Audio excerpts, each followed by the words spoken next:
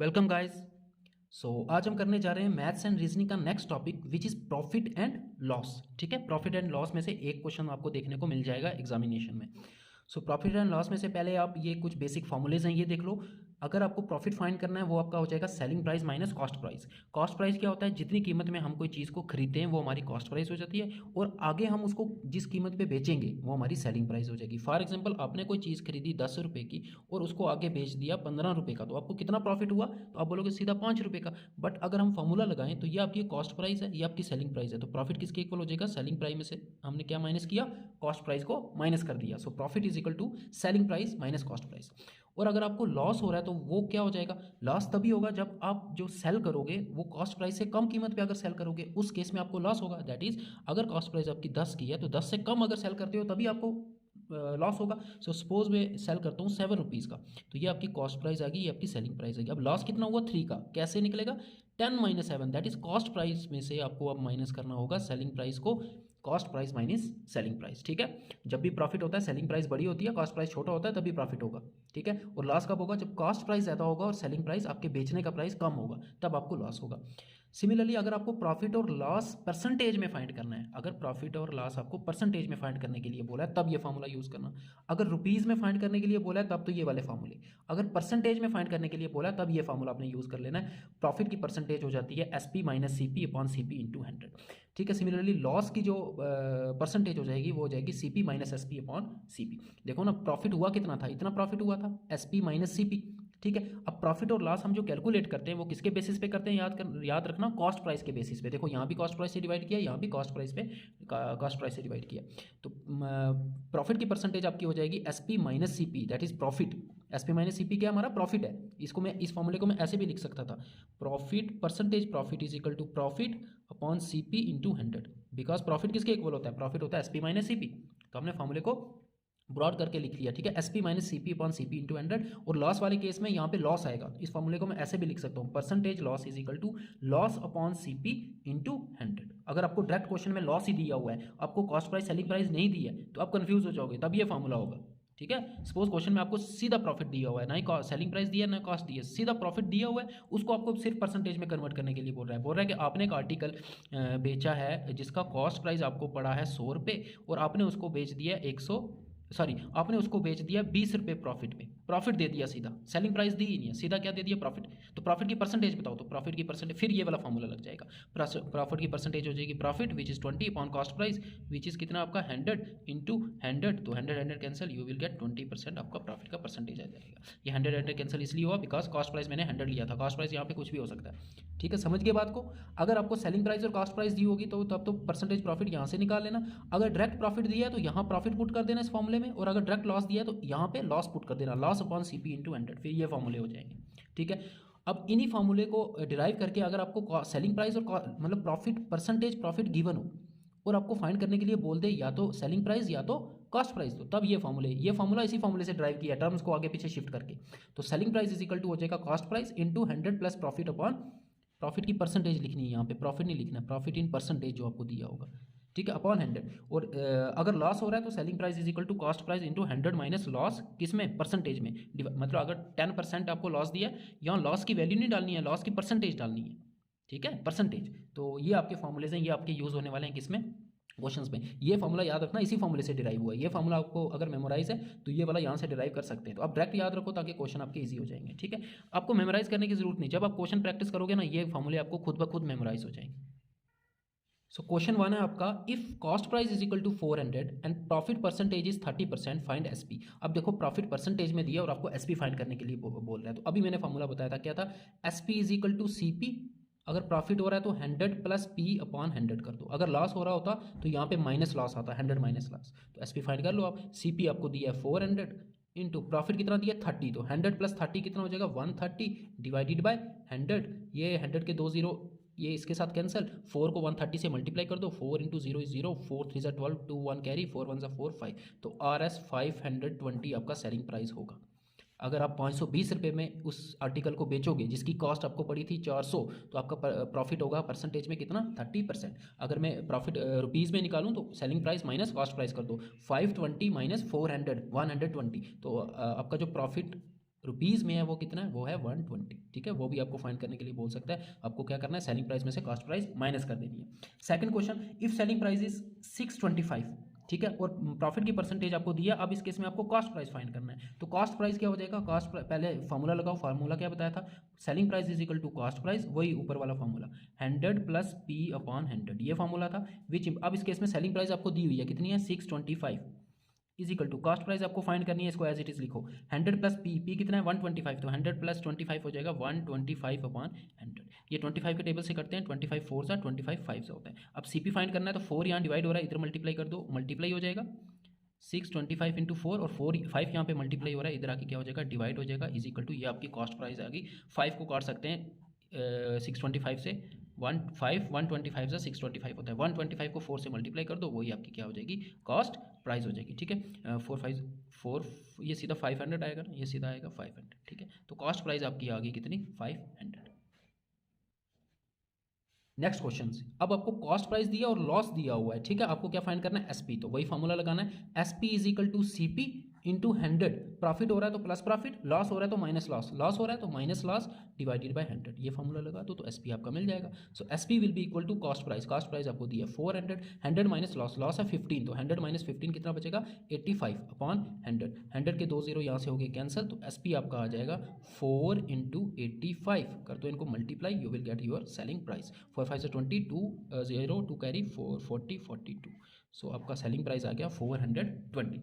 Next, if SP is equal to 840, CP is equal to, अब SP और CP दोनों दिए, आपको प्रॉफिट की परसेंटेज फाइंड करनी है, ठीक है। फॉर्मूला यही लगेगा, SP is equal to CP into 100। अब प्रॉफिट फाइंड करने के लिए बोला तो प्रॉफिट का फॉर्मूला प्लस पी अपॉन 100, ठीक है। अब वैल्यू पुट कर दो, सो एसपी आपको दिया हुआ है 840, सीपी आपको दिया हुआ है 640, 100 प्लस पी अपॉन 100। अब यहाँ से पी फाइंड करना है, ये मल्टीप्लाई हो रहा है, ये इधर आके इसके साथ डिवाइड हो जाएगा, ठीक है।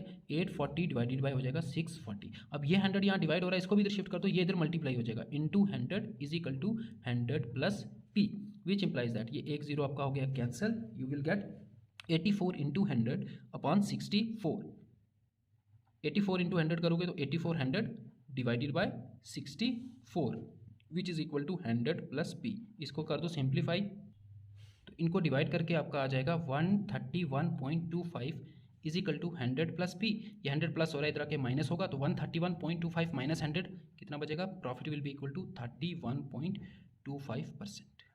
ये परसेंटेज में, इस फॉर्मूले में ये जो प्रॉफिट हम यूज़ करते हैं ना, ये परसेंटेज में होता है, तो इतना परसेंटेज आपका प्रॉफिट हो जाएगा।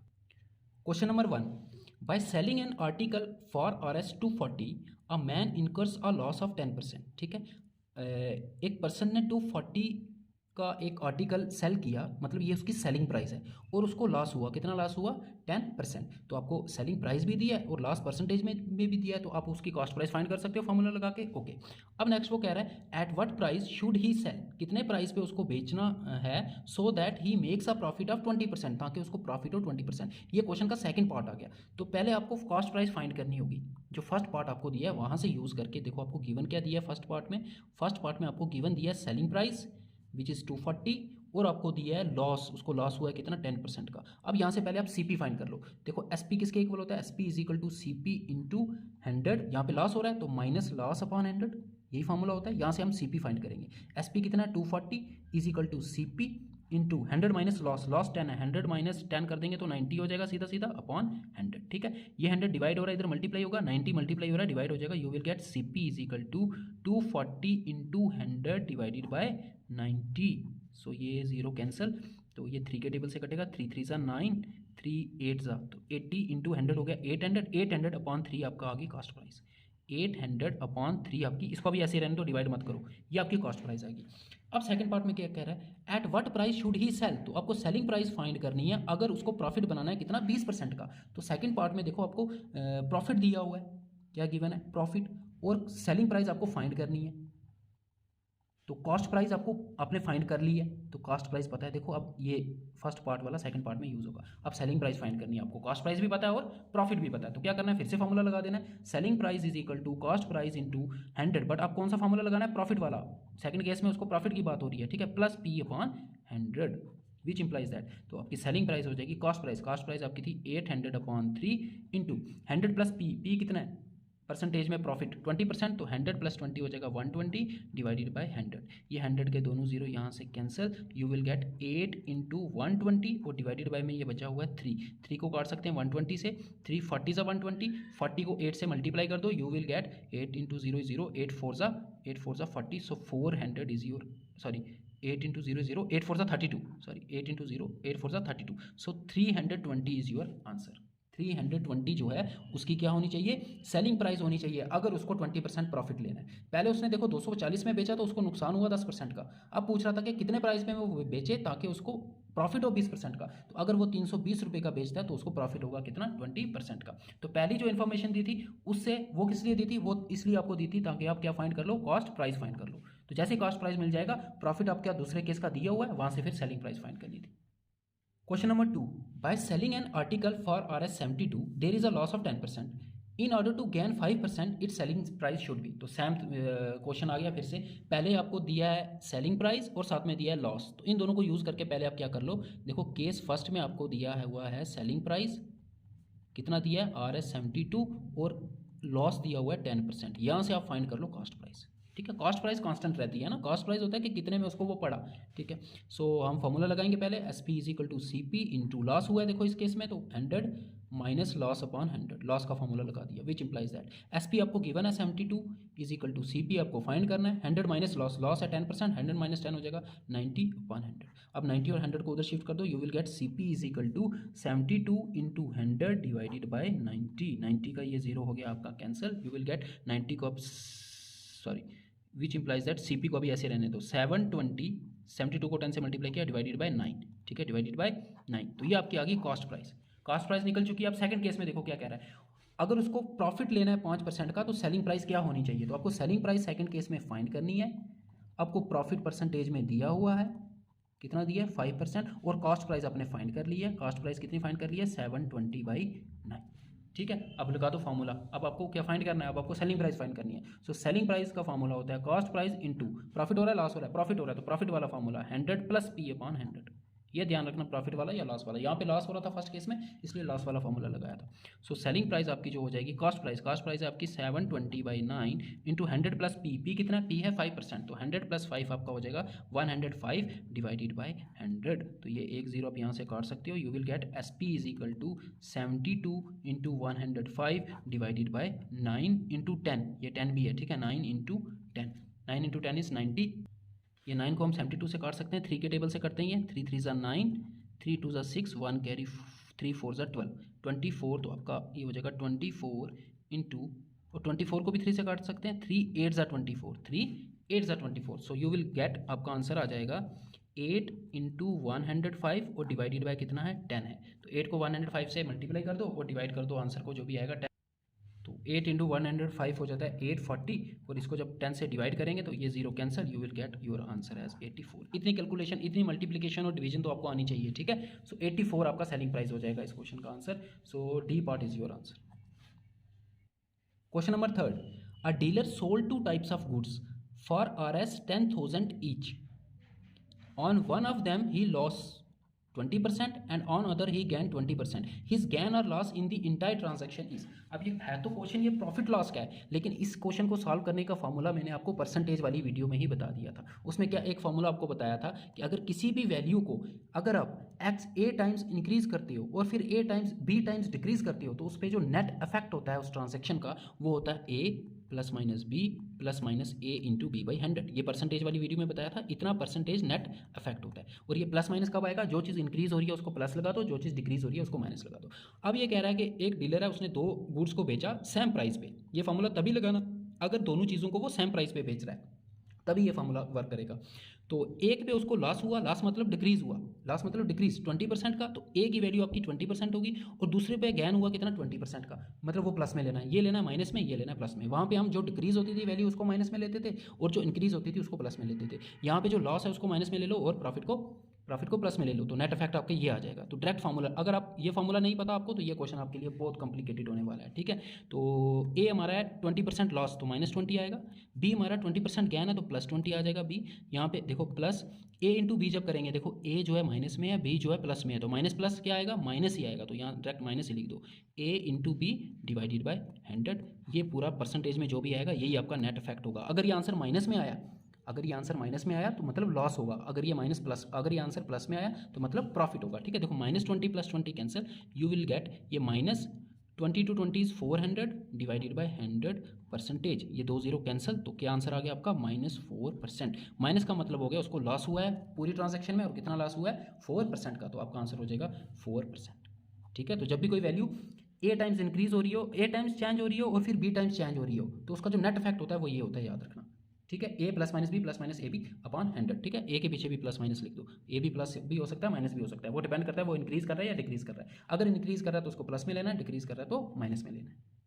Question number 4. A man sold 2 articles at Rs 375 each. On one he gains 25% and on other he loses 25%. The gain or loss percentage on the whole transaction is. तो ये फिर से सिमिलर क्वेश्चन आ गया, तो direct अपने formula लगाना है। क्या फार्मूला है, A plus minus B plus minus A into B by 100, क्योंकि एक वैल्यू 2 बार चेंज हो रही है परसेंटेज में, तो जो नेट इफेक्ट होता है वो ये हो जाता है इतना percentage.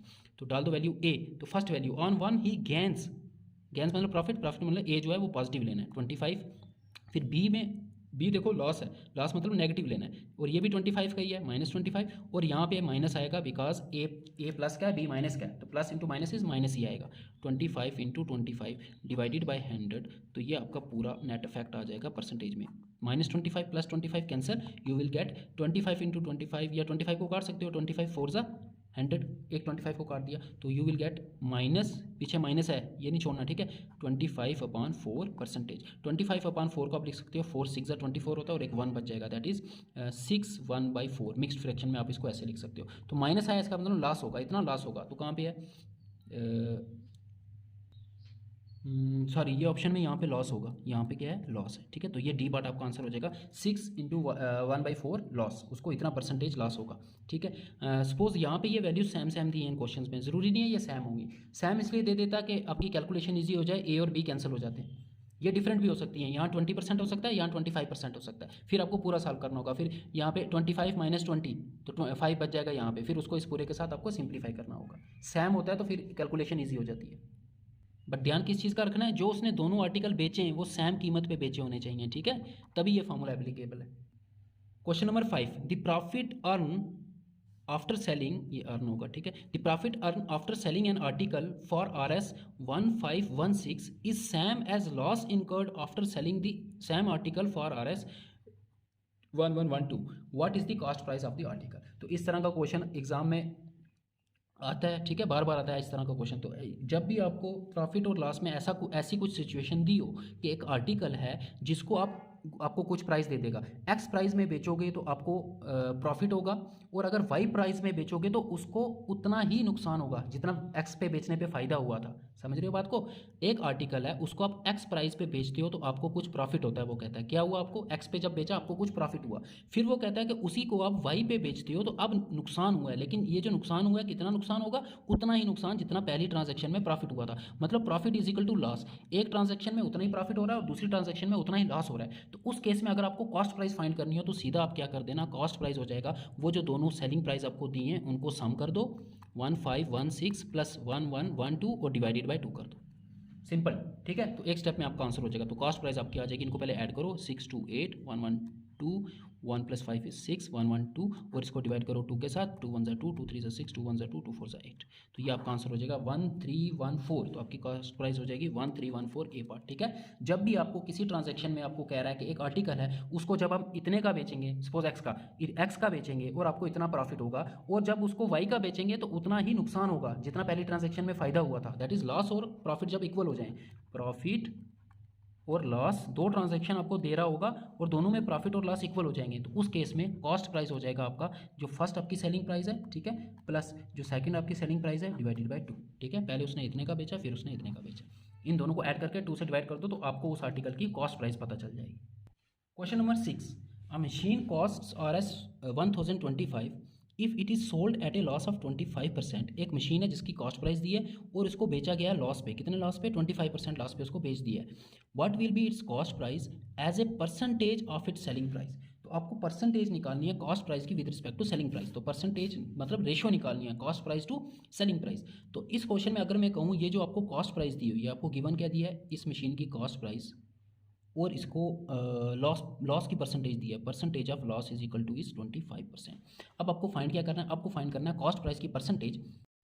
Question number 6, a machine cost RS 1025 if it is sold at a loss of 25%, what will be its cost price as a percentage of its selling price।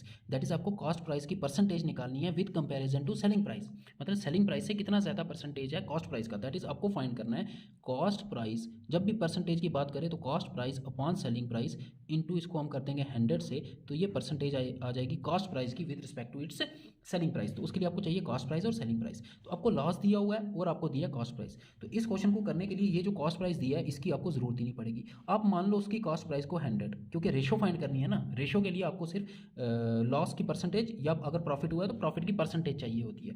आप मान लो उसकी कॉस्ट प्राइस है 100, तो मुझे बताओ अगर 20% का उसको लॉस हो रहा है तो 100 का 25% 25 ही होगा, तो 25 माइनस करेंगे तो उसकी सेलिंग प्राइस कितनी बचेगी आपके पास, 75। तो आगे आपके पास सेलिंग प्राइस भी, आगे आपके पास कॉस्ट प्राइस भी। यहाँ पे वैल्यू पुट कर दो तो आपका आंसर हो जाएगा cost price 100, selling price 75 into 100%। तो ये आपका आंसर आ जाएगा। और उल्टा भी पूछ सकता है, percentage of selling price to the cost price, तो तब सेलिंग प्राइस को ऊपर रख देना और कॉस्ट प्राइस को नीचे। जिसकी परसेंटेज पूछ रहा है पहले उसको न्यूमिनेटर में रखना है, ठीक है। तो इसको कर दो सिंप्लीफाई, ये 5 के टेबल से करता है, 5 3 ज़ा 5 4 ज़ा 4 इंटू 100 इज़ 400 डिवाइडेड बाई 3%। तो इसको जब डिवाइड करोगे you will gate 133.33%। So D what is your answer, ठीक है। इस तरह के क्वेश्चन में आपको कॉस्ट प्राइस खुद से 100 ऐड कर लेना और लॉस निकाल लेना परसेंटेज से, तो ये फॉर्मूला लगा देना। अगर आपको कॉस्ट प्राइस की परसेंटेज पूछी है with respect to selling price, अगर आपको पूछा होता percentage of selling price with respect to cost price, तो फिर आपने कर देना था selling price upon cost price into 100%, ठीक है। If you like the video please subscribe the channel, और आपको टेलीग्राम ग्रुप का मिल जाएगा लिंक डिस्क्रिप्शन बॉक्स में, वो आपने ज़रूरी ज्वाइन करना है।